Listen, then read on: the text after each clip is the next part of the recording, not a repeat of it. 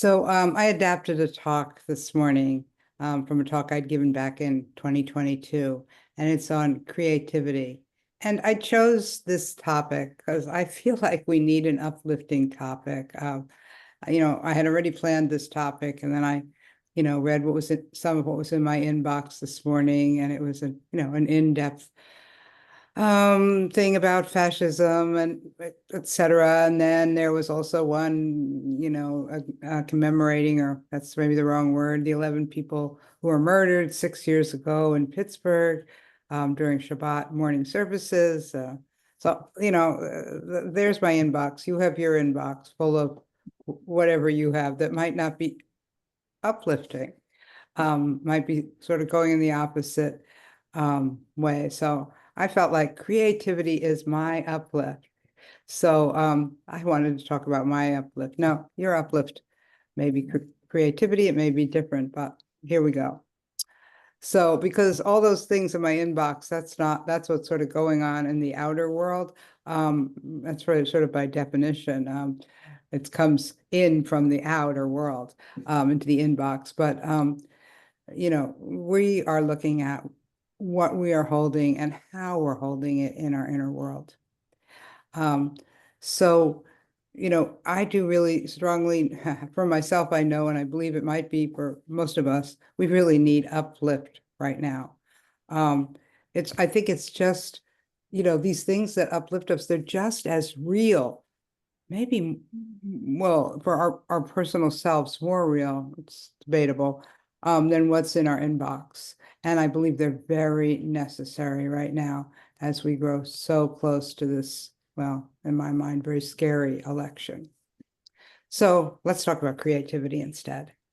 So a dictionary definition is the ability to transcend traditional ideas, rules, patterns, relationships, or the like, and to create meaningful new ideas, forms, methods, interpretations, etc.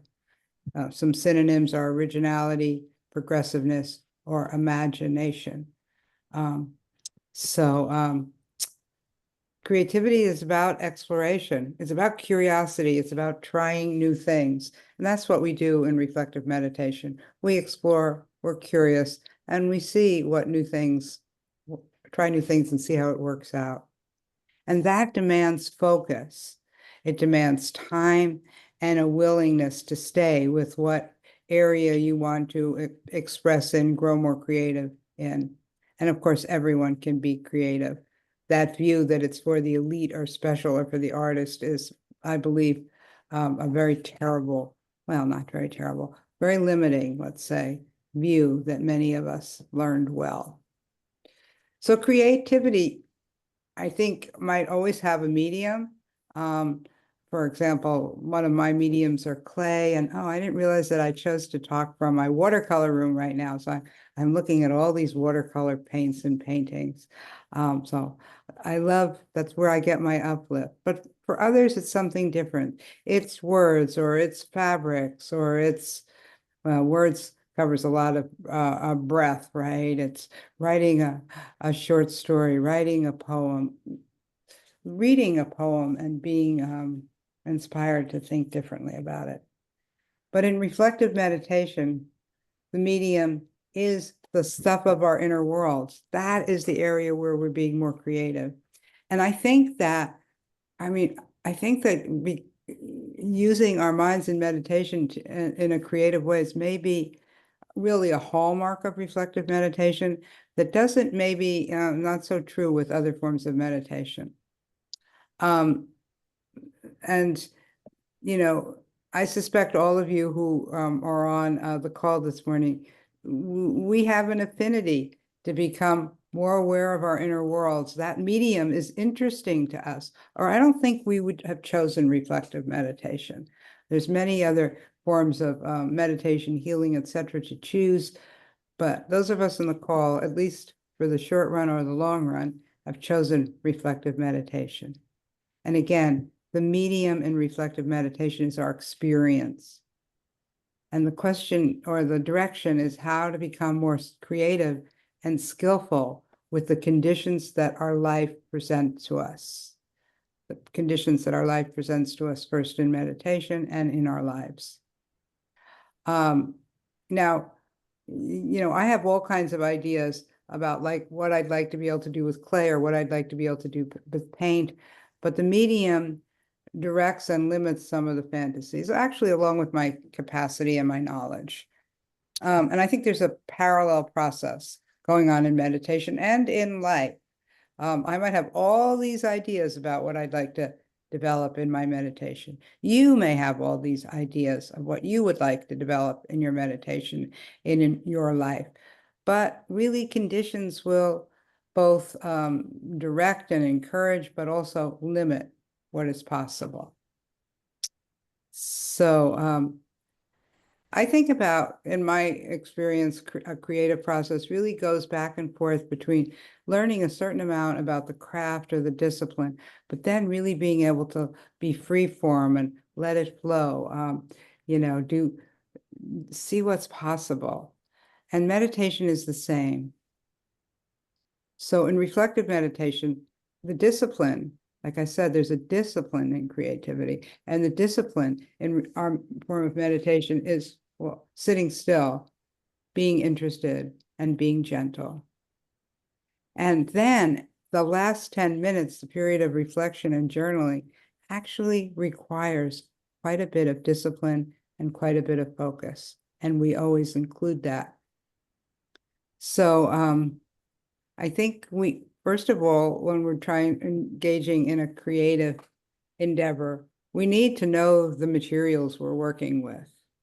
In reflective meditation, that's the contents of your mind, your experience, your moods, your states of mind, your bodily experiences. And we need to know how we're relating with those materials. That's a lot right there. But the way we get to know the materials of our mind is by describing them in the language of experience.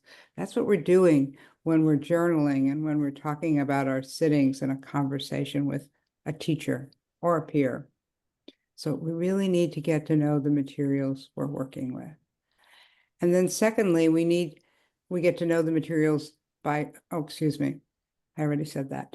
But also seeing how you were with the materials, really developing more interest and capacity with the materials that you have, maybe not the ones you wish you had or you dread you have, but actually the ones you have.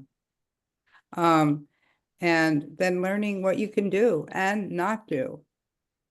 In a sense, I think we develop a database about this, not consciously, but we sort of kind of get to know, just like I know what will work when I'm working with a piece of clay, what the clay will allow me to do, what I can do under certain conditions. When the clay is wet, I can do certain things. When it's kind of in the middle, I can do other things. And then when it's dry, whatever, drier, I can't really do much at all. But, I get to know really feel it, know it. And then I also get to know what tools will do what stuff. And that's a parallel process with our inner life. For example, what's possible when we're in a kind of sleepy, drifty state of mind? And by comparison, what's possible when we're alert and our mind feels agile? It's really different what's possible. And there's so many other states of mind. I just chose those. So again, just like in meditation, I don't think there's the perfect, ideal work of art. And it's really subjective. I mean, that's what's really fun. Some of the things I really don't like that I make, other people really like. It's so subjective. But also in meditation, there's so many ideals people have about meditation. The view that they need to empty their mind, that's really, an empty mind is really the high bar. And then other people will say, no, not for me. I like to have more creative, insightful thoughts, and that's really my ideal. So, but whatever you think your ideal is, be sure you will never get them all the time. It's just not like that. Our consciousness fluctuates. And maybe another ideal might be to learn how to be with and learn from the inevitable disappointments and difficulties. So, as I said at the beginning of the talk, creativity is the uplift I need right now. I know it will sustain me through the times ahead. And I just invite you to wonder what form of uplift you might need now. And with that, I will end the talk.